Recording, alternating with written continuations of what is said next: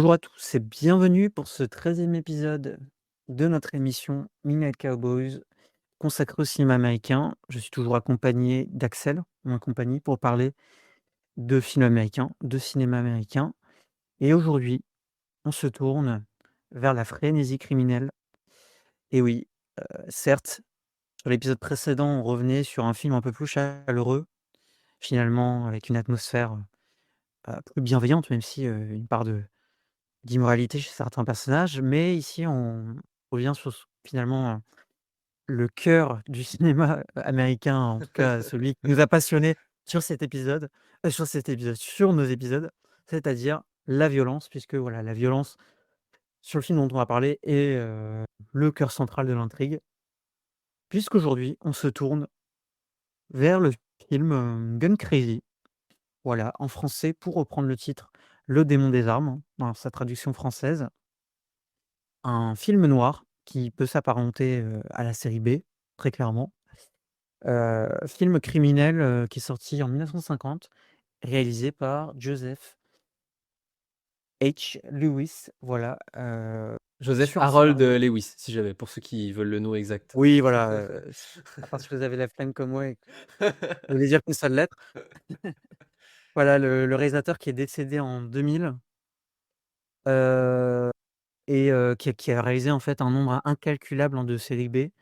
Je le préciserai après quand je parlais de la contextualisation un peu sur, production, mais un spécialiste pour le coup de la série B, qui a réalisé notamment pas mal de westerns et de films noirs. Donc le scénario de Gone Crazy, déjà, chose assez, finalement, que j'ai découverte aujourd'hui, hein. Je savais même pas quand je l'ai vu pour la première fois, mais le scénario a été écrit en partie par Dalton Trumbo, voilà, qui est en vérité, non crédité parce que, en fait, en période de macartisme, il a été renommé Millard Kaufman. Parce que voilà, il était un peu, dans de mauvais draps, si, il s'avérait que c'était lui, aussi derrière le scénario. Donc Dalton Trumbo qui est derrière et donc le film s'inspire aussi d'une nouvelle, hein, qui a été écrite par, McKinley Cantor, voilà, qui a été publiée dans le Saturday, Evening Post, une petite revue et bah, histoire de vous présenter un petit peu l'histoire de ce film, on est vraiment sur, voilà, sur une intrigue criminelle assez standard, j'ai envie de dire, de cette époque-là. Puisque si on devait le rapprocher quelque part d'autres films de cette époque, Gun Crazy, on pourrait faire un lien aussi direct avec un film de Nicolas Ray qui s'appelle, They Live by Night. Donc, je crois que c'est Les Passagers de la nuit, enfin je pourrais plus dire en français. Mais voilà, un film qui a été, assez marquant à cette époque, sorti en 1949, où pareil en fait, c'était une histoire d'amour en cavale en fait. Sauf que on y reviendra, mais dans They Live by Night de Nicolas Ray, disons qu'on s'attardait sur, l'innocence quand même derrière le crime. C'est Les Sauf Amants que de la nuit en français, si jamais. voilà, c'est ça, les amants de la nuit. J'ai dit les passagers de la nuit, mais les amants de la nuit. Voilà, sauf que là, le coup, pour le coup, incarnait quelque chose de plus innocent, alors que là, on le reverra, mais justement, il y a heu, cette opposition, en fait, entre innocence et même érotisme, on pourra en parler. Hem, mais aussi donc d'autres films, je pense à, par exemple, You Only Live Once de Fritz Lang, sorti en 1937. Mais surtout, et là je tiens à le dire tout de suite, le film fait écho avec un film absolument pas connu qui s'appelle Citizen Kane et on va expliquer après pourquoi, notamment sur, les techniques de montage, la narration parfois elliptique, l'utilisation du plan séquence bien sûr, lors d'une scène de hold-up, qui je pense est quand même, assez impressionnante et Complètement dingue, pour ouais. le coup, ouais, pour le coup un moment très fort du film. Hem et puis, bah, oui, on va dire que des films néo-noirs postérieurs, notamment Bonnie and Clyde de Arthur Penn ou même, La Balade sauvage par exemple de Terrence Malick, quelque part agissent un peu dans l'ombre de ce film Gone Crazy qui anticipe un petit peu enfin tout ce cinéma qui, cette fois-ci, échappera à la censure. Parce que là, voilà, il y a des astuces aussi, de détournement finalement de la censure, qui sont assez malignes, hein, d'ailleurs, sur la manière de représenter le crime. Notamment l'utilisation du hors-champ et cetera. Alors que typiquement, voilà, quand on regarde Bonnie and Clyde, qu'on a le personnage, de de Bonnie, qui caresse l'arme à feu, forcément l'image érotique est évidente. Là, disons que voilà, ça va passer par des, techniques de mise en scène qui sont un peu plus «classiques» entre guillemets, par exemple la contre-plongée, notamment lors de la rencontre entre les 2 amants, finalement matérialiser, la domination psychologique, émotionnelle et le désir finalement. Donc voilà, c'est un film qui, comme ça, à première vue, peut sembler assez anecdotique, mais finalement qui incarne quand même toute une époque, en même temps, qui tente des choses. Parce que, je vais y venir tout de suite, le film, on peut le rapprocher de ce qu'on appellera la série B. Mais alors tout de suite, voilà, la série B qui n'est pas quelque chose qu'il faut percevoir de façon péjorative. Parce que c'est vrai qu'aujourd'hui, quand on évoque la série B, souvent, enfin pas souvent, mais parfois on a tendance à quelque part, minimiser aussi la qualité de ces films, alors que des films à petit budget, tournés rapidement, même si ça vient compléter une double séance, ça peut aussi avoir de vraies qualités, formelles, narratives et justement, Clairement. Joseph, Lewis qui lui était spécialisé là-dedans, j'ai envie de dire, ce film-là, c'est, presque l'aboutissement de toute son expérience et là, il propose des expérimentations qui sont extrêmement impressionnante pour l'époque. Donc, faut pas du tout assimiler la série B à quelque chose qui est médiocre, hein, parce que parfois on a un peu tendance à avoir ce raccourci-là en tête. Simplement que, voilà, il y a moins de contrôle des studios, plus de liberté et bah, voilà, c'est un terrain d'expérimentation formelle, en fait, hein. Que là, ça devient vraiment une sorte de laboratoire esthétique et donc, pour vous faire quand même un petit, topo sur ce qu'a fait ce monsieur. Alors déjà, à la base, Joseph H. Lewis, est un monteur, hein. Voilà, il était spécialisé quand même dans le montage, notamment au studio, Republic en 1929, où il réalisera son premier film en 1936, qui s'appelle Navy Spy et donc progressivement, voilà, il va intégrer, le département B, en fait, hein, de différents studios, notamment Universal, Columbia et en 1949, pour le compte de la société, King Bros, il va réaliser Gun Crazy. Et en fait, pour vous expliquer un peu, c'est une société de production indépendante, hein, qui est dirigée par 2 frères, Maurice et Frank King, Des qui étaient des d'anciens gangsters. gangsters, des gangsters. Voilà, des gangsters qui en gros, bah, s'étaient un peu rangés et voulaient investir leur argent dans la production cinématographique. Ils ont je crois que je te coupe, hein, vite fait, mais Ouais, il vas-y. y avait, je crois que j'ai lu dans un article des Cahiers datant de 86 tout à l'heure, qu'ils avaient, il leur restait plus d'1 million de dollars dans leur placard et qu'ils se sont dit: «Bon, on va les utiliser» et puis, et pour le film et ça a servi mine de rien parce que le film a coûté 400 000 dollars si jamais, donc voilà. Ouais, c'est ça et sur, je crois que ça a duré 30 jours, le tournage. Donc voilà, c'est quand même, forcément un budget, dérisoire. Heu, mais par contre, Gun Crazy, vous allez me dire, pas si logique que ça, mais sera distribué par la United Artists, même si la MGM avait proposé de racheter le film. Donc voilà, mais le seul problème, c'est que le nom des frères, malheureusement, il a posé un peu souci et finalement la MGM s'est un peu, rétractée Clairement. et juste pour l'anecdote, le film, quand il est sorti pour la première fois en 1950, il s'appelait Deadly the Female, donc mortel et la femelle et la femme. Heu, mais il est ressorti plus tard du coup avec l'appellation, Gun Crazy. Cela dit, ça aura pas forcément contribué à son succès puisque ça aura toujours été un échec commercial à l'époque. Voilà pour vous présenter ce film et tout de suite, je tiens à dire que même si ça reste une pépite comme ça un peu méconnue, encore aujourd'hui je pense, bien qu'elle soit un peu mise en avant notamment, chez les Américains, ben, mine de rien, il revient quand même pas mal, dans les dires de certains réalisateurs. Je pense à Scorsese, Paul Schrader, même, par exemple Buñuel. Par exemple, Scorsese, lui, il parlait notamment justement de tout ce plan séquence du Hold Up. Paul Schrader aussi, heu, pour justement évoquer le fait que nous, en tant que spectateurs, on est placés comme témoins, en fait, complices des méfaits à la banquette arrière, hein, enfin sur la banquette arrière et que c'était, une approche tout à fait intéressante et moi, tout de suite, je vais faire le pont avec un film et surtout une manière de filmer justement dans les voitures. Moi, ça me rappelle, par exemple, ce que fait, Quentin Tarantino, soit dans Pulp Fiction ou même dans Once Upon a Time in Hollywood quand on vient nous filmer les personnages à banque sur banquette arrière et c'est sûr que, ouais, ça change de voilà les plans, face caméra, sur les personnages qui conduisent. Là, pour le coup, on est totalement embarqué avec eux.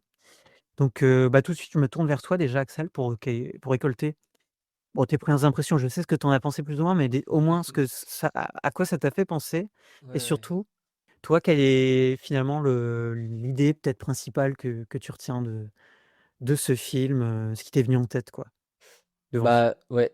Ouais, ouais, ouais. Bah, c'est vrai que c'est assez sidérant, hein, de découvrir ce genre de film aujourd'hui parce que, heu, bon alors on va pas se le cacher, on l'a découvert, enfin moi personnellement je l'ai découvert, à Los Angeles, en jet privé, enfin bref, par des biais, un peu illégaux. Mais, heu, mais c'est toujours, ouais, très surprenant de découvrir ce genre de film aujourd'hui parce qu'on a plus déjà, on a plus trop l'habitude de voir ça. Un film qui dure, 1 h 25, qui est tambour battant et qui on va en parler je pense, mais moi le thème qui m'est venu à l'esprit, tu parles de dégager s'il faudrait dégager une thématique ou un sujet ou une énergie au film, ça serait, ouais, la frénésie, la vitesse, je pense. C'est-à-dire qu'en Mmh. fait, donc là, faut savoir qu'on est clairement sur un film qui, je pense, a inspiré, comme on l'a dit, ouais, Bonnie and Clyde. Moi, j'ai pensé aussi à Sailor et Lula, d'une certaine manière Pas faux, c'est vrai. et sur ouais, comme ça, un couple de criminels, qui finit par se rencontrer et en fait, où on se rend compte que alors déjà, c'est assez rare de voir ça, je pense, dans les enfin, on est au début des années 50 où, voilà, on est, à ce moment-là où il y avait pas mal de séries B qui étaient produites dans les années 40, fin des années 40, début des années 50, mais on arrive surtout dans l'ère du vraiment des années 50, on est en plein dans, il faut restaurer le ce que c'est le il faut montrer ce que c'est le héros américain, il faut faire des gros il faut commencer à refaire des grosses productions. Il faut savoir aussi, c'est assez important de le rappeler, que Joseph Harold Lewis, venait de quitter la Columbia, à ce moment-là, où il a commencé à vouloir produire, Gun Crazy, quand il a rencontré les deux frères King, et cetera. Et donc c'est clairement, il faut le dire, comme on l'a déjà dit d'ailleurs, une série B à 400 000 $ qui pour moi, enfin, ressemble à peu près à un grand spectacle, vraiment qu'on a plus l'habitude de voir aujourd'hui. C'est assez impressionnant, rien que dans son efficacité, spectaculaire et donc ouais, on va suivre, tout simplement 2 personnages. Donc un personnage joué par, si je dis pas de bêtises, oui voilà, joué par John Dahl, qui s'appelle Bart et qui en fait, lui, dès son plus jeune âge, a une sorte de fascination un peu morbide, un peu pulsionnelle, voire obsessionnelle des armes à feu. Qui est très vite, renvoyé en maison de redressement, qui va faire l'armée et qui revient en fait, on va dire, dans son territoire, là où il a vécu après l'armée et qui va rencontrer très vite une jeune femme qui, travaille dans un cirque, qui va passer en ville et cetera pour, passer des spectacles et cetera et donc il va croiser cette femme-là et il va être absolument fasciné par, le désir qu'elle aussi a priori, a envers les armes à feu, absolument pulsionnel et obsessionnel. Mais en fait là où c'est absolument passionnant, je pense, c'est que déjà, dans la peinture de ces personnages-là, on se rend compte quand on est du point de vue, de ce mec-là, qu'en fait cette femme-là est encore plus, comment dirais-je? Malade, obsessive que ce mec-là et où en fait, il y a pas seulement le désir, cette fascination pour les armes à feu qu'elle a, c'est aussi, une addiction à l'adrénaline, tout Mmh. simplement. C'est-à-dire qu'en fait, quand ils vont se rencontrer, à partir du moment où ils vont se rencontrer, ils vont, tomber amoureux l'un de l'autre, c'est le coup de foudre, ils se marient, ils commencent à vivre ensemble et ils vont se mettre à faire, plusieurs braquages, ensemble. Sauf que, là où il y a, comment dire? Anguille sous roche, j'ai envie de dire, c'est que cette femme-là, jouée par, Peggy Cummins, heu, se trouve être, donc comme j'ai dit, encore plus, malade obsessive que lui et en fait souhaite, encore, continuer braquage après braquage, ne veut plus s'arrêter en fait. C'est une vraie addiction qu'elle a et sauf que, lui, on sent qu'il a du mal à la suivre, mais qui va quand même la suivre juste par amour. Et c'est là où ça fait vraiment penser à des films comme Bonnie and Clyde, comme Bonnie and Clyde, putain, je vais y arriver, comme on a dit avant. Et ouais, là où c'est absolument sidérant, c'est dans la pure la complexité de ces personnages-là et dans la manière de filmer ces braquages et cette vie, qui est pleine enfin, qui a je trouve une pulsion foudroyante de vie et en même temps de mort, parce qu'en fait, ils s'engouffrent tous les 2 dans une sorte de vie qui n'est plus vraiment, la vie. En fait, ça ressemble à la fin, enfin les 10-15 dernières minutes, quand ils se retrouvent dans le marécage, quand ils sont en train de fuir la police, on a l'impression presque d'être, dans, l'enfer à la Apocalypse Now. Enfin, c'est complètement dingue et genre, enfin, ce n'est plus une vie, quoi. Ils sont vraiment en cavale, tout du long et je pense que c'est un film absolument sidérant sur, ouais, ces 2 personnages-là qui sont en plein désir de pulsion de vie et en même temps de pulsion de mort, quoi et c'est les 2 se mélangent et ça donne une complexité, assez, foudroyante au récit qui est, mené tambour battant. C'est encore une fois, ça dure, on parle d'une série B de 1h25 qui brasse énormément de thématiques, énormément de enfin, c'est très resserré en termes de personnages, mais il y a énormément de choses qui s'y passent, énormément d'événements. Heu, En termes de réalisation et de montage, je pense qu'on en parlera plus profondément, après. Mais, le film joue énormément sur les ellipses, sur le le le fondu enchaîné, sur les tailles enfin presque sur les cadences de défilement, en fait. Comme je dis, c'est un film sur Mmh. la vitesse de vie et une sorte d'énergie qui ne s'arrête plus, quoi, au bout d'un moment. Et je pense que, comme tu l'as dit, c'est un film qui fait partie de je sais plus quel historien disait ça, mais en général, les meilleurs films racontent toujours leur tournage. Bah, là, on sent vraiment que c'est un film qui a été fait, avec le cœur et uniquement le cœur, quoi, qui a limite, pas été réfléchi et qui est fait tambour battant, quoi. Donc non, Ouais. c'est vraiment un film immense pour moi. Mmh. Et par rapport à ce que tu dis sur les cadences de défilement, justement ce côté frénétique, qui va à l'essentiel, moi ça m'est venu en revoyant le film, mais finalement on pourrait presque le rapprocher de l'approche d'un film dont on avait parlé justement, le deuxième épisode de notre podcast, «Je suis un évadé», qui faisait beaucoup ça Bah, aussi. complètement.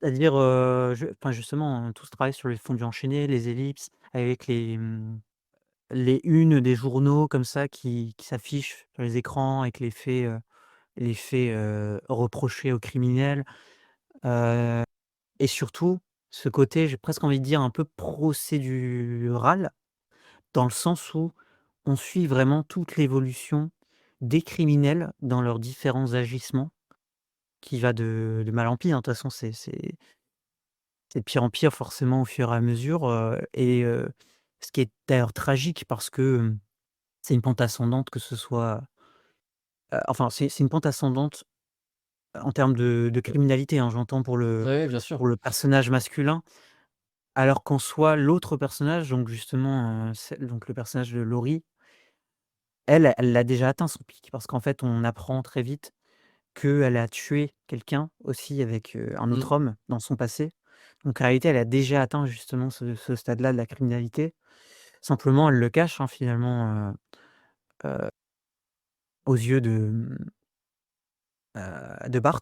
Mmh. Mais, mais ouais, en fait, ouais, il y a cette opposition entre les 2, je pense aussi, du fait que, Laurie a ce regard sur les armes qui est presque érotique.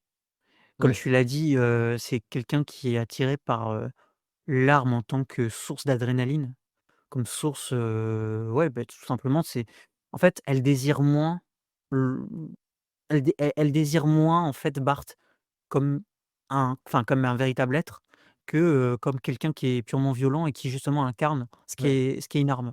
C'est avant tout ça qu'elle désire. Alors que lui, il aime les armes, mais avant tout pour leur esthétique, pour le côté, vraiment, rigide, j'ai envie de dire, dans l'utilisation de l'arme. C'est-à-dire dans la précision. Enfin, tu vois, il y a quelque chose qui est plus figé, je pense, chez le personnage de Bart. Et c'est ça aussi qui rend la chose superbe à l'écran, c'est qu'on se rend compte, m même si le personnage de Laurie est, voilà, une perverse, j'ai presque envie de dire une perverse narcissique, mais tout simplement juive, c'est un personnage qui est purement pervers, heu, c'est avant tout quelqu'un qui est extrêmement vivante. Enfin, je veux dire, c'est une personne Ouais, qui est très vivante parce qu'elle-même ne maîtrise pas simplement, le rapport qu'elle a avec l'arme, parce que finalement elle est malade. Tous les 2 ils sont comme ça dans un lien qui est maladif, mais ils ont c'est aussi un ça. rapport avec l'arme qui est malade, mais elle encore plus. On est presque dans le trouble psychiatrique, parce que quand elle dit que, concrètement, quand elle a peur, elle est capable de tuer les gens et qu'elle le maîtrise pas, c'est là où tu voilà, c'est là où en fait on ajoute une couche aussi supplémentaire au personnage parce que bah, moi, je lui rappelle un truc, mais après là, c'est parce que si, je fais du droit pénal dans mes études et après c'est la lecture française. Mais quand on est, sous l'influence d'un trouble psychiatrique, on est irresponsable pénalement. Ouais. Donc finalement, est-ce que c'est pas avant tout un personnage qui est malade? Malade de l'intérieur, et qui a une maladie, Ah bah, moi mentale je aussi? pense moi je pense que c'est une évidence et en plus, ce qui est enfin, ce qui est beau dans le film, c'est que Joseph Harold Lewis ne les juge jamais. En fait, il les suit complètement dans ce délire, enfin pulsionnel et complètement addictif et il va les suivre jusqu'à la mort en fait, c'est ça Ouais. qui est absolument, qui est absolument vertigineux à la fin. C'est que je trouve que c'est une très belle histoire, d'addiction et de d'amour pulsionnel et addictive, qui ne s'arrête jamais jusqu'à, enfin et qui, comment dire? Qui mêle ça avec, ouais le désir de violence quoi et les 2 s'entremêlent, tout le temps dans le Mmh. film et ça rend le Ouais. truc, fascinant à l'écran, quoi. Surtout pour une série B sortie en 50. Quand on regarde les films sortis la même année ou dans ces années-là, on n'a pas l'habitude de voir ça, en termes de montage, en termes de réalisation, mais surtout en termes de thématique, quoi. Ce que ça raconte, c'est complètement violent et complètement, enfin, complètement dingue, quoi. Enfin bref. Donc Mmh. non, c'est en même temps jouissif et en même temps, tu as ce recul, sans que la mise en scène, te le dise, où voilà, ça te laisse spectateur en tant que juge, toi-même te dire: «Ouais, mais jusqu'où ça va aller, quoi?» Il y a un moment donné où ça va trop loin, ça va beaucoup trop loin et non, Mmh. là où je après je te laisserai la parole, là où je voulais revenir, moi, ce qui a, tu parlais d'érotisme. Je trouve que c'est un mot qui convient parfaitement au film concernant, le rapport des personnages avec, les armes à feu, surtout, concernant la séquence de rencontre entre les 2 personnages. La première rencontre où, en Mmh. fait, ils vont s'amuser tous les 2, chacun leur tour à faire, alors je sais pas comment il s'appelle ce jeu-là d'ailleurs, de c'est pas un jeu de roulette, c'est en fait, ils Non, prennent en non, non. gros, Mmh. l'un des 2 Mmh. prend pour expliquer aux auditeurs, l'un des 2 prend une arme à feu, l'autre se met, devant, je sais pas, peut-être à 3-4 mètres, collé au mur et met des je sais pas si c'est c'est quoi? Des bougies qu'ils ont autour de leur tête? Je sais même pas ce que c'est. C'est Bah, ouais, je saurais plus trop dire. En fait, on dirait une espèce de couronne, en fait, sur laquelle voilà, ils mettent c'est ça, ils mettent mais exactement, ils je mettent pourrais plus dire ce qu'ils mettent dessus, ouais. c'est exactement ça. Ils mettent une couronne où en fait, chaque pic, est remplacé par des bougies, ou enfin en tout cas des trucs inflammables et celui d'en face qui est avec le flingue va, tirer sur chaque,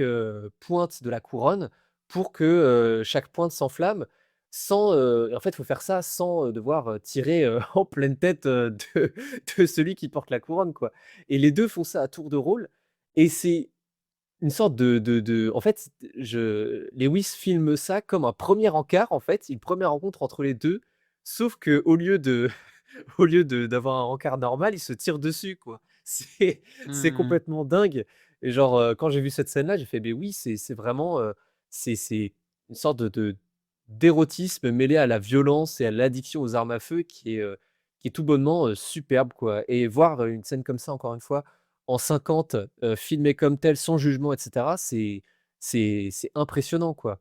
Donc et je pense le film est à l'image de cette scène-là, quoi.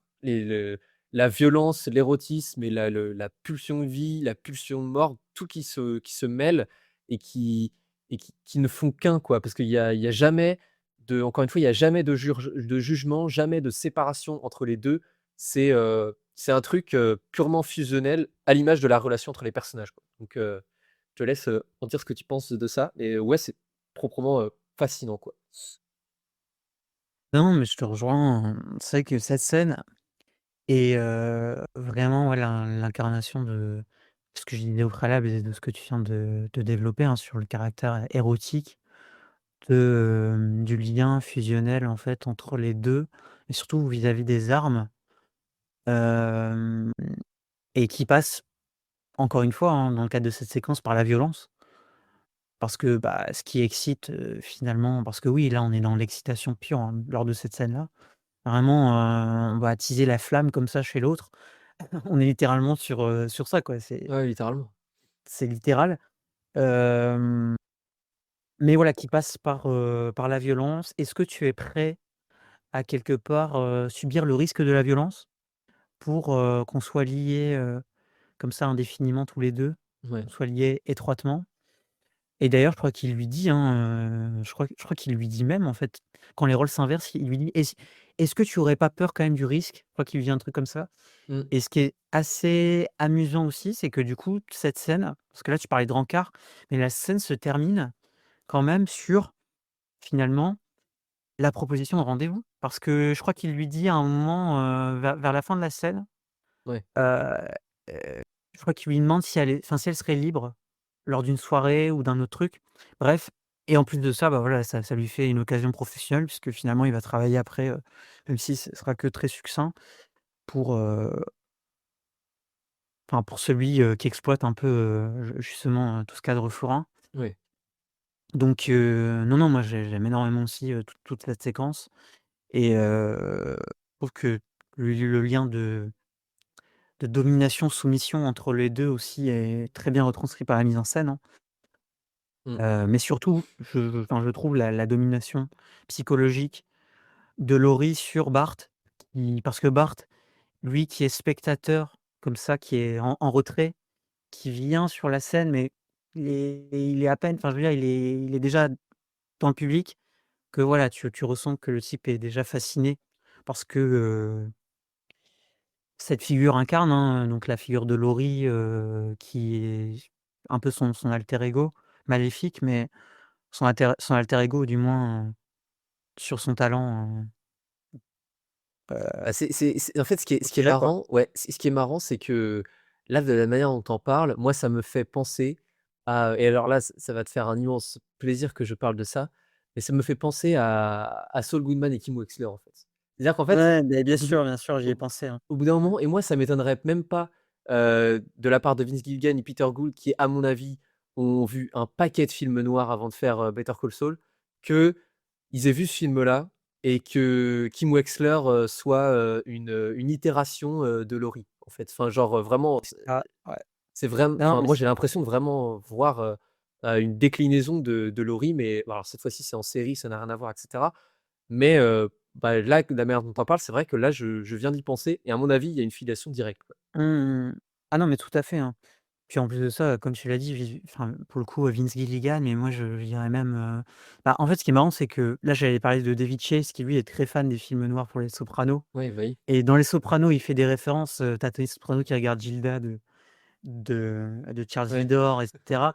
Mais Vince Gilligan est tout aussi cinéphile bien sûr. que ce type-là, parce que dans Better Call Saul, tu as des références à, par exemple, à Network, à un moment donné, tu as un des personnages qui fait le même monologue que le personnage, et cetera. Non, non, donc c'est fort probable et mais en fait, moi, ça j'irais même sur une autre comparaison cinématographique, je sais pas si ça va te surprendre, mais moi, justement, ce jeu comme ça, de tir, me rappelle le jeu, de flirt et en même temps, un peu dans cette pulsion érotique-là.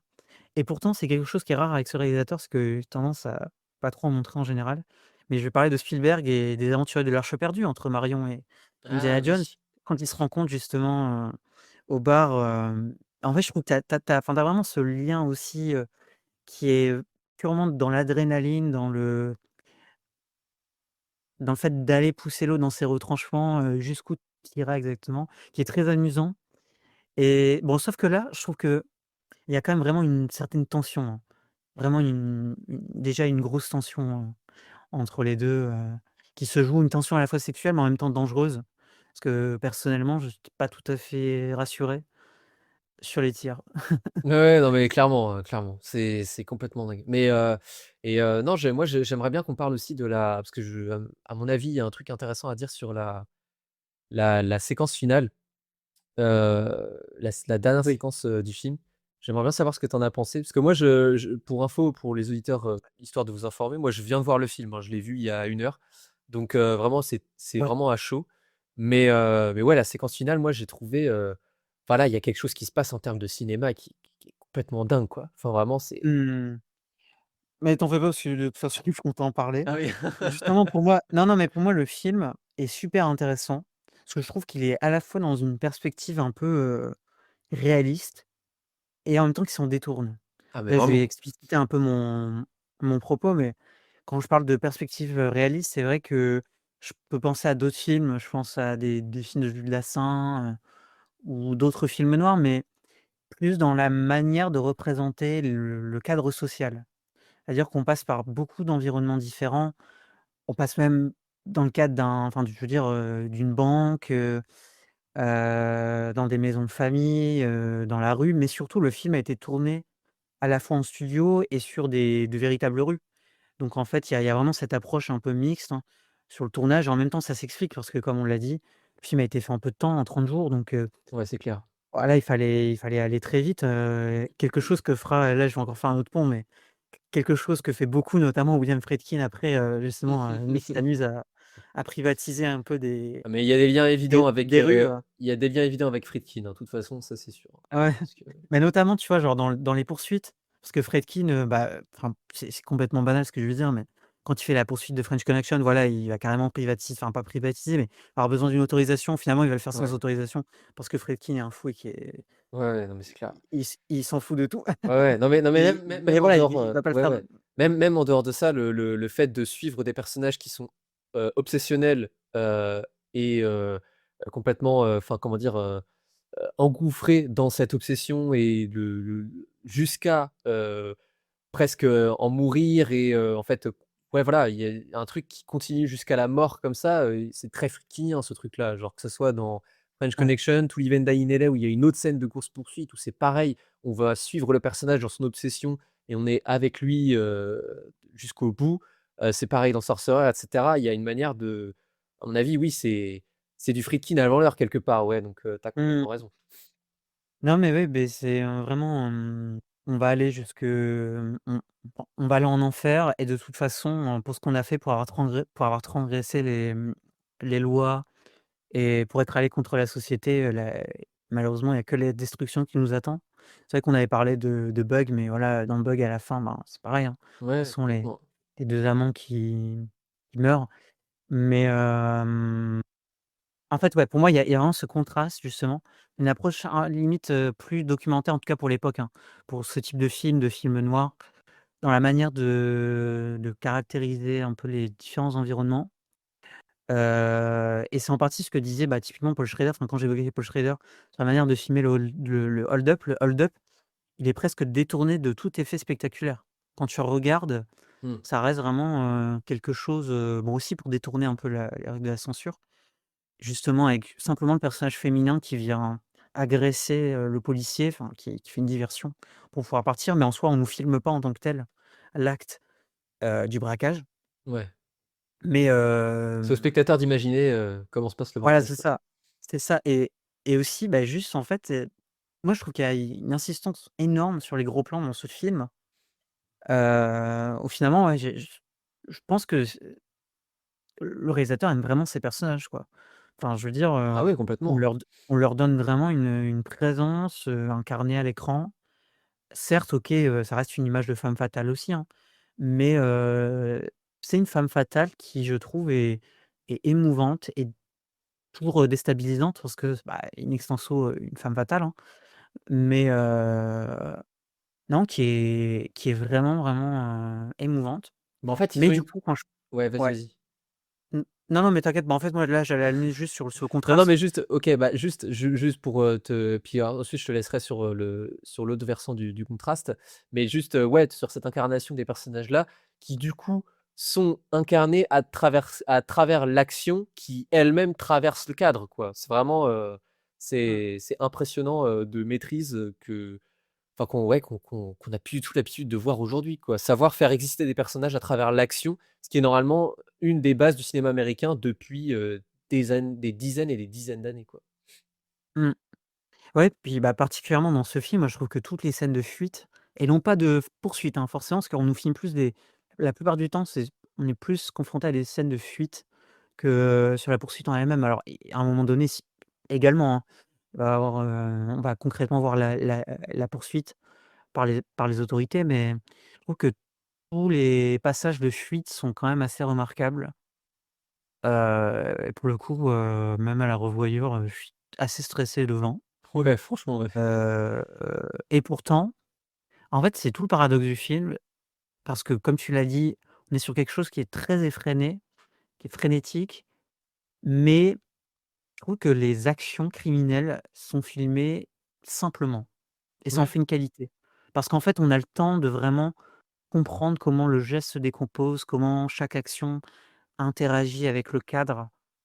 Heu, Évidemment par la force de la mise en scène, parce que, je veux dire, il y a tout le travail aussi, d'illustration, de l'enfermement des personnages dans des cadres, sur leur hésitation, hem, Bah, mais voilà, typiquement c'est un ouais. typiquement le plan séquence dont tu parlais, sur, un des hold-up, vers, la moitié du film, le Laurie est filmée en surcadrage à un moment donné quand elle est avec le flic à Ouais. l'extérieur de la bagnole et c'est ouais, c'est pour signifier en fait l'enfermement Mmh. du personnage, mais des 2 personnages pour le coup, parce qu'un des 2 on le voit pas.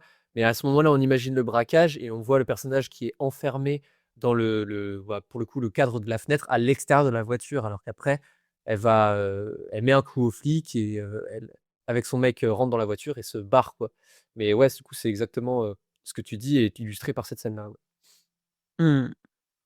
Et peut-être pour finir peut-être un peu justement sur le versant, heu, plus réaliste du film, le fait que, bah, du coup, on nous met quand même dans un certain cadre institutionnel qui régit finalement justement, la manière de réprimer le crime. Que ce soit par la toute introduction qui, moi, me rappelle beaucoup Orson Welles, parce que justement, on est dans quelque chose, de l'ordre du flashback. Alors, pas le flashback en tant que tel, parce qu'il est pas présenté comme un flashback, mais du moins, par exemple, dans les films d'Orson Welles, il va y avoir cette tendance-là aussi, que ce soit par le flashback dans Citizen Kane, mais parfois juste aussi dans la pure continuité du récit, qui ne sera donc pas un flashback, mais qui a commencé sur l'enfance. Là, je pense par exemple à La Splendeur d'Anderson, qui commence aussi sur, justement, la naissance de l'obsession, la naissance finalement de l'esprit, un peu troublé du jeune personnage. On retrouve ça ici et Mmh. pour moi très clairement, hein, je pense que le réalisateur adorait, Citizen Kane ou du moins était vraiment intéressé par Orson Welles, ça n'en fait aucun doute. Qui D'autant n'adore pas que Citizen Kane? voilà, mais d'autant que si je vais un peu plus loin, La Soif du mal, par quelques aspects par quelques aspects, a des choses de la série B aussi. Ouais, ouais. Notamment, bah, justement là on parle de plan séquence, mais la manière de venir, représenter enfin toutes les scènes de déplacement avec les voitures et cetera. Hem, mais ouais, donc par rapport au cadre institutionnel, voilà, en fait, on nous pose de plus en plus justement le cadre, je trouve, un petit peu, policier et même par rapport aux amis, en fait, qui mine de rien se retournent quand même contre lui. Parce que ça, on s'y attend pas forcément, mais il y a quelque chose que je trouve qui nous ramène aussi les pieds sur terre. Parce qu'en fin de compte, ils vont quand même, aller le voir et ils vont le piéger. Ouais, ouais, In fine, ils viennent quand même le piéger et on peut pas trop leur en vouloir. c'est ça. Mais juste voilà, à un moment donné, il commet un crime, ben, il doit en répondre et donc il y a tout ça, mais qui vient répondre, ouais, à un aspect du coup un peu plus exotique, moi je dirais, voire, en fait pour moi qui m'a rappelé parfois un peu l'expressionnisme. Mais tu sais un petit peu en mode, attends, je retrouve le nom du film. Le film de ah oui, voilà. Par exemple, La Nuit du chasseur, il y a des plans Ah bah, parfois, je complètement, hein. pense notamment au plan, à un moment donné, en fait, les 2 personnages sont en fuite, ils vont se réfugier. Tu as tout un travail sur les ombres, sur les reflets, qui moi me fait énormément penser à La Nuit du chasseur, mais en général à l'expressionnisme. Vraiment où là, pour le coup, tu ressens vraiment le côté studio, Mmh. mais le travail sur le décor, avec la lumière. Hem, Par exemple, en soi, la scène d'ouverture, hein, mais où là, l'artificialité des décors, elle contribue vraiment à recréer un espace, en fait, selon le point de vue, que ce soit selon le point de vue de l'enfant ou justement de l'adulte qui, du coup, est dans une phase un peu plus noire, un peu plus, Ouais, obscurcie, on peut dire au début, et du coup là c'est ouais, presque un espace mental, on dirait. ah, c'est ça. Mais, du coup, là, je viens d'y penser, tu vois? Tu mentionnais Better Call Saul, mais tu as un plan, je sais pas si tu vois lequel, mais tu as un plan où en fait, ils sont tous les 2 d'un côté, justement avec le travail sur les ombres, un peu le noir, heu bah, si je parle de Better Call Saul, c'est parce qu'il y a un plan iconique de Better Ah Call oui! Saul où tu as, Kim qui est en train de fumer sa OK, je cigarette viens et tu de as oui, Saul oui, je l'ai en et tu tête. vois le contraste un peu, et donc il y a cet aspect-là et par contre, extrêmement surprenant et là, je pense qu'on pense à la même chose. En fait, pour moi, il y a vraiment un glissement quand les personnages sont en fuite. Ils vont passer dans l'espèce de je sais pas si on peut appeler ça une forêt. En fait, à un moment donné, ils vont se retrouver dans des feuillages. Alors là, j'ai l'impression qu'on me sort un truc digne de Kurosawa dans la mise Heu, en scène, mais en c'est mode, ouais, Rashomon, tu ça, vois? c'est complètement C'est la dingue. manière de filmer la fuite, Ouais, vraiment avec un découpage, assez particulier ouais, ouais. et du coup, la toute fin, ouais, une esthétique, enfin, en soi, c'est un peu compliqué à expliquer ce que j'ai ressenti devant, hein. Ça me rappelle un peu ce Mizoguchi, Ah mais ce moi travail sur la brume et non, moi cetera, tu j'avais vois? l'impression d'être dans Apocalypse Now quoi, ou Sans retour de Aussi, Walter ouais. Hill, enfin je veux dire, les genre ils sont bloqués dans des marécages et tu as un truc, très expressif, très enlevé, très découpé comme tu dis, qui ouais, qui fait penser à du Kurosawa, mais qui fait penser aussi à tous ces cinéastes qui ont voulu filmer dans la jungle ou tu sais, qu'ils ont galéré à filmer dans la jungle parce que dès que tu filmes dans la jungle, ça peut que partir en couille, j'ai envie de dire. Donc Mmh mh. non, non, mais là, c'est vraiment, le ouais, les 10-15 dernières minutes où ouais, sont vraiment centrées sur la fuite des 2 personnages qui s'engouffrent dans la forêt, puis dans les marécages, dans les feuillages et cetera, Ouais. les roseaux dans les marais et tout. C'est ouais, en termes de cinéma, là, c'est complètement dingue ce qui se passe, complètement. Mmh. Ah non, puis c'est vrai qu'en termes d'idées visuelles, ça propose beaucoup, beaucoup, hein. Mmh. C'est vrai que je parlais d'expressionnisme, mais là, ouais, du coup, on se tourne sur quelque chose un peu plus presque, presque surréaliste, hein, en vérité, Ah ouais, je pense qu'il y a une, oui, oui, il y a un virement vers, un côté, ouais, presque surréaliste, très ouais, assez expressionniste sur la fin, oui, c'est sûr, hein. mmh mh. Ouais, puis, bah, tu as ce côté où on attend la mort, en fait, hein. On ne sait pas quand elle intervient. On est dans le grand flou, heu et on est en face de la mort et quelque part la réminiscence comme ça des souvenirs du personnage avec ses 2 amis qui reviennent. Non, non, franchement, ça crée une très, très belle idée visuelle, je trouve. Qui en plus là Ouais. pour clore le film, c'est parfait quoi. C'est en Mmh. fait, il conclut sur, un truc qui esthétiquement, dénote du reste du film, mais qui, reste, à comment dire? À propos du sujet quoi. Vraiment, il est cohérent avec le sujet qu'il filme, même sur la fin qui tend, vers, un côté presque surréaliste et complètement, presque fantasmatique quoi. Donc ouais, c'est assez Mmh. dingue. Ouais, c'est ça et pour le coup, non, non, enfin moi en fait, on pourrait aussi voir ça comme, une idée comme ça qui ressort de façon très, très brute, mais je trouve qu'elle a du sens en fait vis-à-vis de tout ce qu'on a compris sur les personnages, sur leur peur, parce qu'en plus de ça, on parle de la peur, mais il s'agit d'une peur différente quelque part pour les 2 personnages, parce qu'à la fois, on a un personnage féminin qui a peur justement, de d'être quelque part, dans une situation à risque parce qu'elle va être sur le point de tuer et l'autre personnage qui, lui, a juste peur en soi uniquement de l'acte de tuer.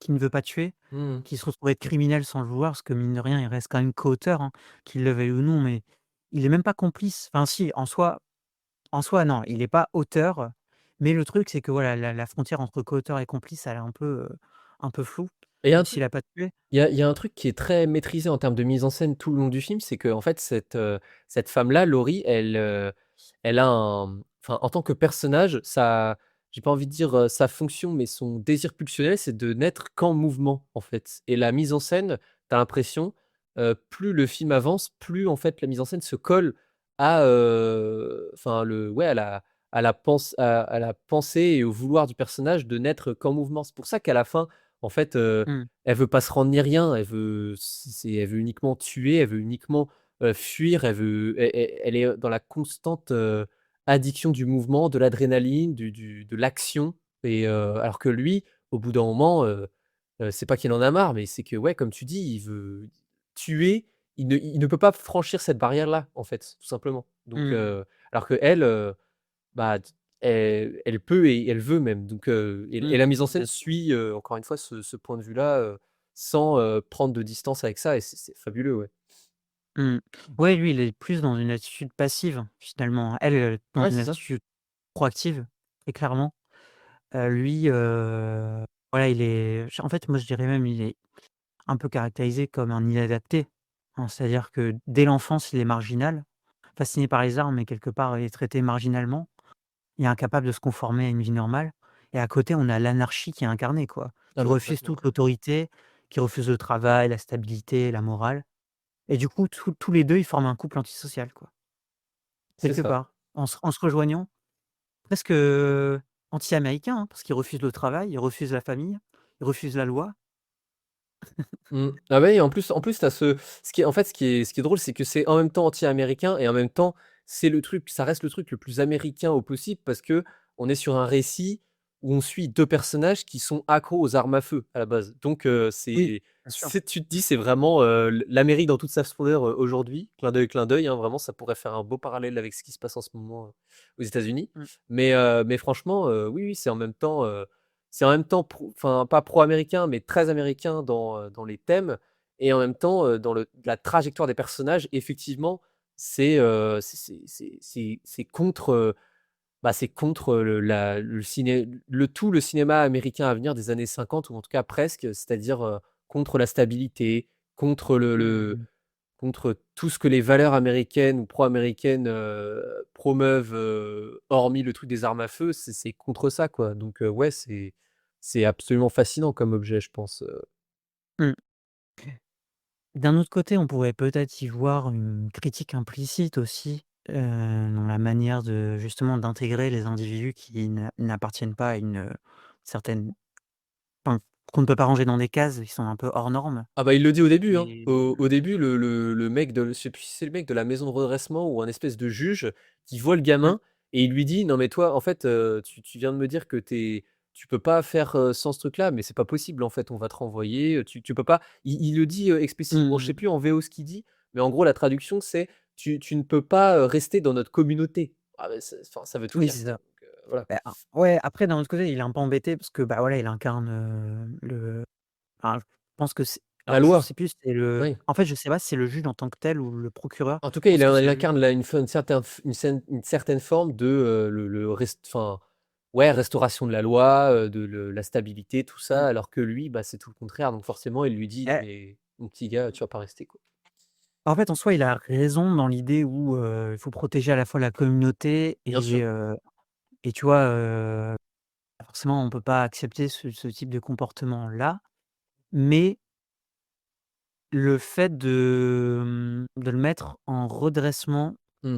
je pense que c'est plus justement presque le moyen justement du redressement qui est critiqué implicitement parce que, bah, là, je vais faire une comparaison, mais un peu comme dans Orange Mécanique, même si là, on est en Angleterre. Dans Orange Mécanique, le personnage, on vient le soigner, mais ça règle rien.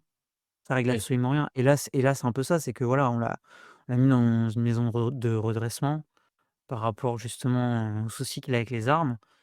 Mais en même temps, est-ce qu'après il y a eu un véritable accompagnement, un suivi socio-judiciaire, tu vois? Un truc comme ça? Mmh.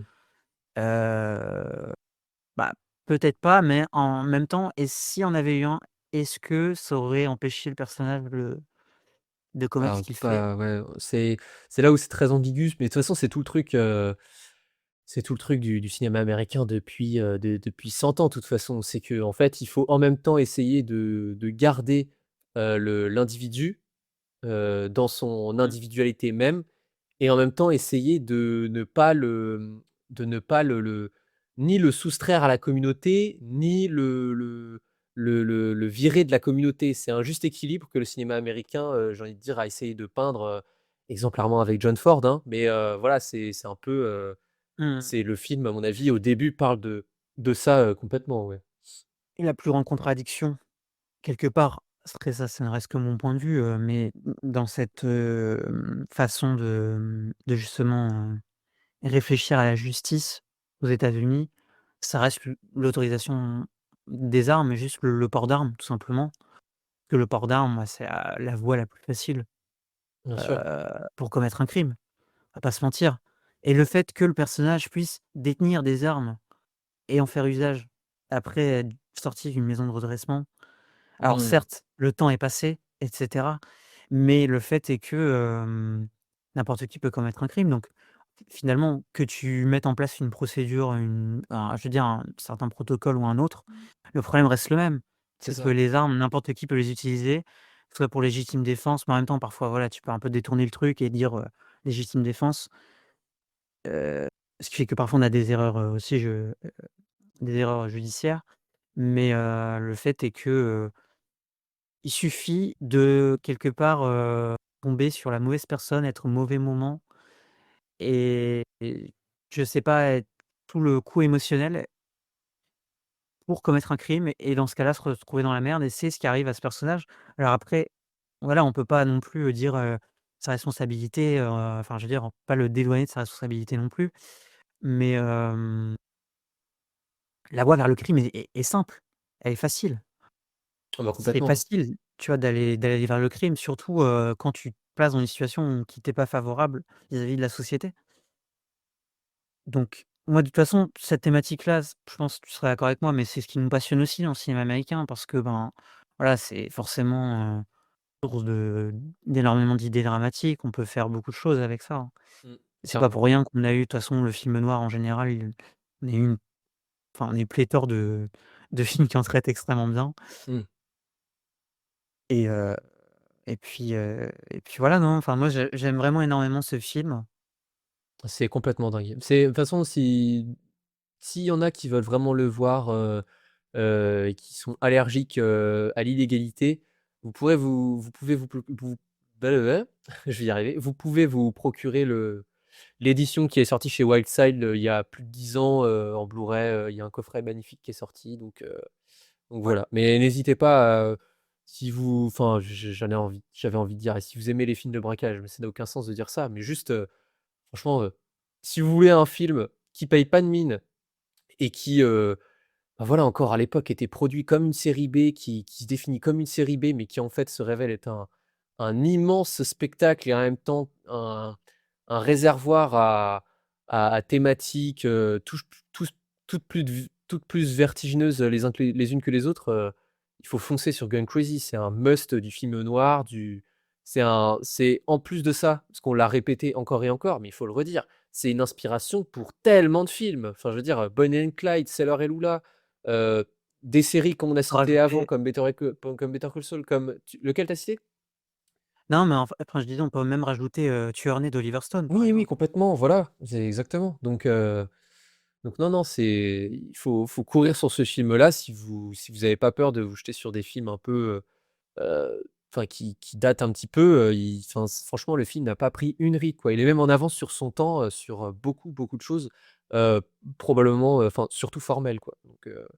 Donc non, non, Mmh. c'est imparable.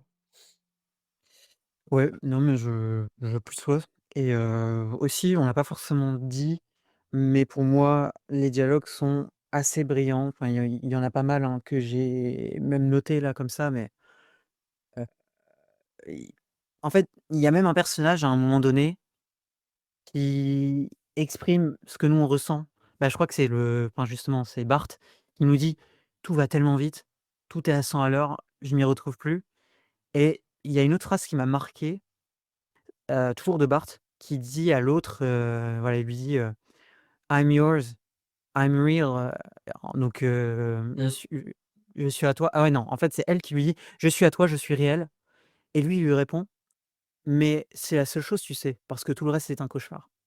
Ouais, Je trouve que, ouais, c'est enfin super voilà, bien c'est écrit, vraiment c'est formidable. plein plein de dialogues comme ça qui, de toute façon, on va pas se mentir, les dialogues dans les films noirs, quelque chose qui est tellement primordial. Il y a d'immenses films noirs, des films, vraiment très, très réussis qui reposent énormément sur ça, hein. Je pense par exemple au Faucon maltais, qui est l'incarnation du film noir à dialogue, où les dialogues, c'est tellement important et là, pour le coup, on a vraiment des dialogues qui sont brillants.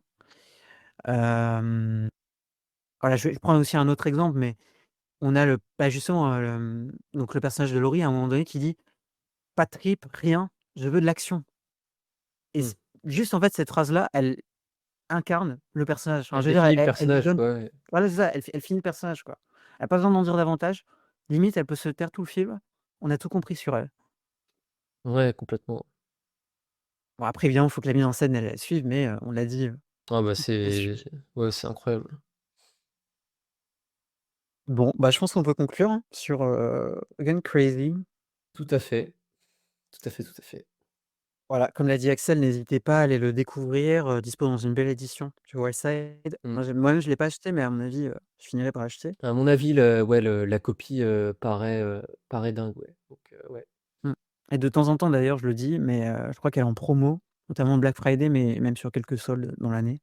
Mmh. Si ça peut vous intéresser, n'hésitez pas et puis, bah, on peut passer aux recommandations.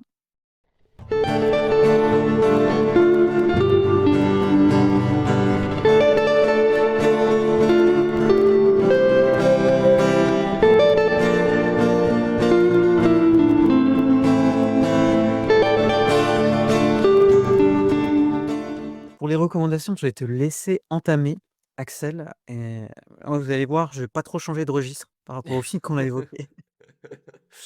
OK, donc c'est moi qui commence, très bien. Alors recommandation. Bah, moi j'ai vu peu de films américains ces temps-ci parce que j'avoue que, je suis plutôt, dirigé vers, bizarrement, du cinéma espagnol en ce moment. Enfin bref, c'est pas la question. Mais, j'ai vu, par contre, un très beau film il y a pas longtemps que j'ai découvert parce que je l'ai en Blu-ray depuis un certain temps, que j'avais pas vu, par un cinéaste, dont je connais peu le travail, mais qui, qui est un représentant phare des années, enfin du nouvel Hollywood des années 70-80, surtout des années 70, qui est Alan J. Pakula. Un film qui s'appelle Le souffle de la tempête, un western avec, James Caan et Jane Fonda. Jane Fonda, on le rappelle, qui avait déjà joué chez Pakula, notamment dans Klute, un immense film que je conseille aussi. Là, Le souffle de la tempête, c'est un western, bah, un peu, enfin pas tardif, mais qui arrive, à la fin des années 70, en 78 exactement, et qui raconte tout simplement, l'histoire de Jane Fonda qui possède, le ranch de son père qui est décédé, récemment en fait. On est à peu près, en termes de là où ça se passe en termes d'époque, on est si je me souviens bien à la fin de la Seconde Guerre mondiale, en 45 exactement. Et en fait, ouais, Jane Fonda possède un ranch, dans l'Ouest américain et un jour elle va recueillir, enfin un personnage joué par James Caan qui vient de se faire tirer dessus et il s'avère pardon, qu'il s'est fait tirer dessus par des cow-boys, dont un qui s'appelle, Jacob Ewing et qui en fait, désire depuis longtemps, racheter, les terres enfin racheter pour reposséder les terres de ce ranch en fait, que possède, Jane Fonda. Et donc voilà, c'est des personnages qui finissent par se croiser et en fait, James Caan va se lier d'amitié puis d'amour avec Jane Fonda et ils vont former un duo ensemble pour essayer de garder ce ranch le plus possible, quoi. Donc c'est un très beau western qui, raconte un petit peu, ouais, encore une fois, on est à la fin des années 70 et c'est vraiment de son époque parce que ça raconte, une certaine, fin de une f la fin d'une ère d'un certain type de cow-boy, et ouais, de ces relations en fait, ces relations-là qui étaient définies, telles quelles. Enfin bref, c'est un très, très beau film avec un scope absolument magnifique. C'est probablement, un des plus beaux rôles de Jane Fonda.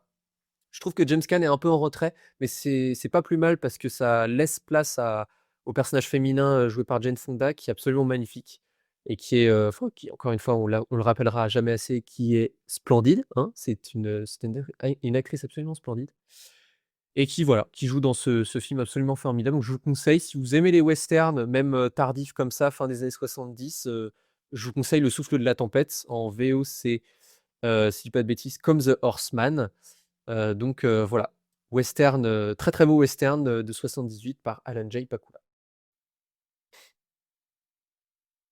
Et ben ça donne envie. Je connaissais pas du tout, d'autant que j'aime, pas mal aussi Alan J. Pakula et Jane Fonda. On aura peut-être l'occasion d'ailleurs d'en parler, un jour dans ce podcast.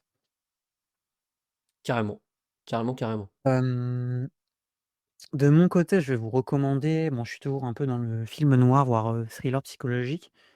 Parce que je vais vous recommander une véritable pépite que j'ai découvert, ce mois-ci, dans les années 40, donc 1944. Le film Hantise ou plutôt, en anglais donc, Gaslight de George Cukor. Voilà, réalisateur assez, connu, hein, de cette période, bon moi pour le coup j'ai pas vu beaucoup de films de ce réalisateur. J'avais, beaucoup aimé, The Philadelphia Story, j'ai plus le titre en français, mais donc, Gaslight qui est avec Charles Boyer et Ingrid Bergman qui est peut-être mon actrice préférée all time, hein, pour ceux qui savent pas. Ah ouais, carrément. Ah Voilà. d'accord, le mec lâche ça comme ça dans une recommandation. Ouais, j'ai vu un film avec mon actrice préférée. Ah oui, oui, non mais, Ingrid Bergman, donc la femme de Roberto Rossellini, C'est qui a joué complètement dans pas mal de ses compréhensible, c'est films. compréhensible.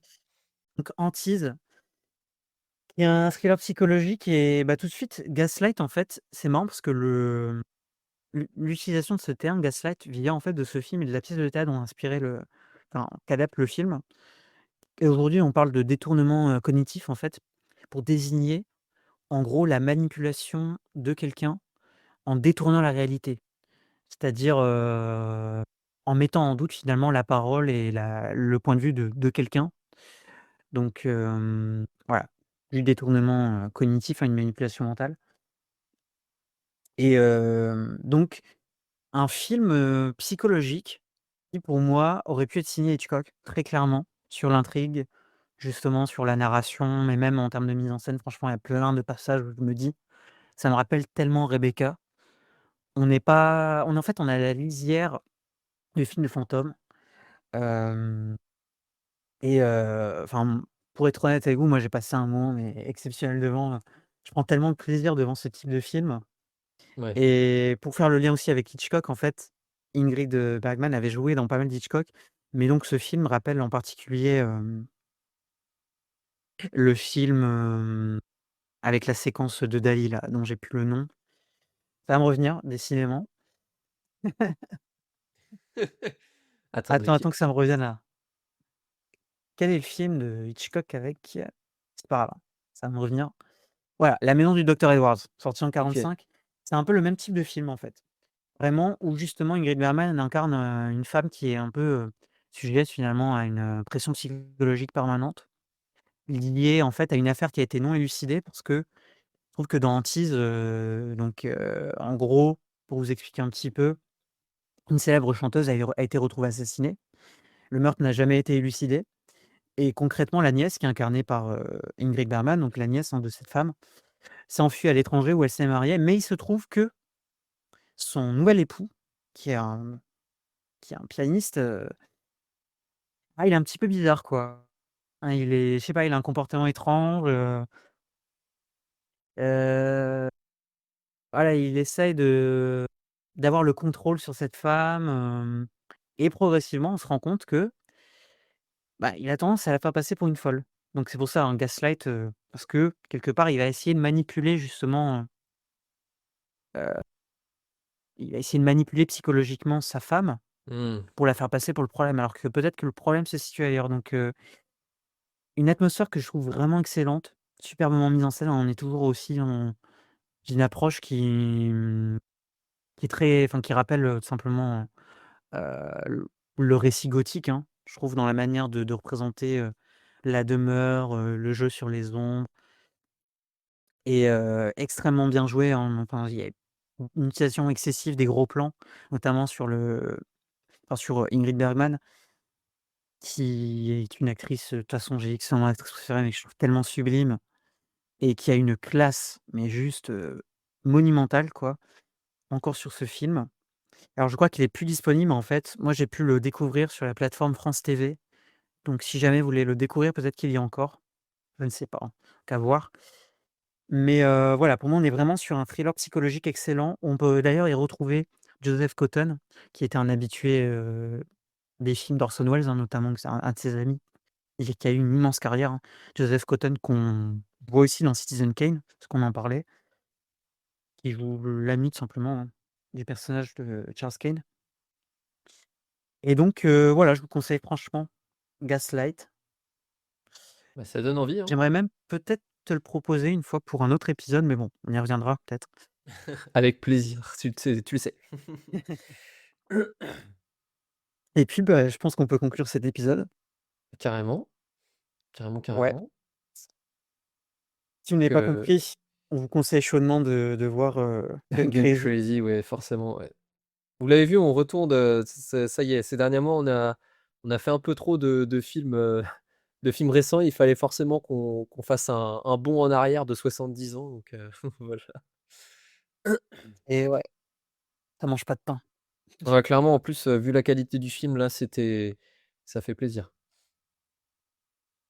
Ouais, puis en plus de ça, voilà, on essaie de mettre aussi de temps en temps en avant des films qui sont pas forcément, je veux dire, enfin qui ont été reconnus en soi, mais font pas non plus l'objet de forcément de vidéos, de podcasts, ou alors s'ils en font l'objet, pas Mmh. forcément les émissions non plus, qu'on met plus en avant. Bah, faut rappeler Donc que c'est notre enfin, vision, hein. ouais, ouais, non, mais faut rappeler qu'avant qu'on termine vraiment ce podcast qui est décidément beaucoup trop long, je déconne, hein. Mais non, faut rappeler que le réalisateur de Gun Crazy, était pas du tout reconnu, à l'époque, hein. C'est un réalisateur de série B, comme ça, que personne, identifiait et il a été identifié bien plus tard, quoi. Donc Mmh, heu, donc voilà. tout à fait et encore aujourd'hui finalement, on connaît quand même assez peu ce réalisateur, même moi, hein, j'ai vu littéralement que Going Crazy. Toi que Mmh. ça t'a pu en rattraper d'autres, mais voilà. Ouais, j'en ai vu 2 autres, c'était pas mal, mais vraiment pas au niveau de Gun Crazy qui ouais, comporte des fulgurances, qui n'étaient pas dans les 2 précédents que j'ai vus, OK. Eh bien, on peut se retrouver pour la fois prochaine, on verra de quoi on parle. Peut-être d'un film un peu plus, justement avec une ambiance un peu plus chaleureuse, comme les On verra, précédents ou alors c'est pas on sûr. restera en quelque chose comme ça. C'est pas sûr. Et puis sur ce, à la prochaine. Ciao, ciao.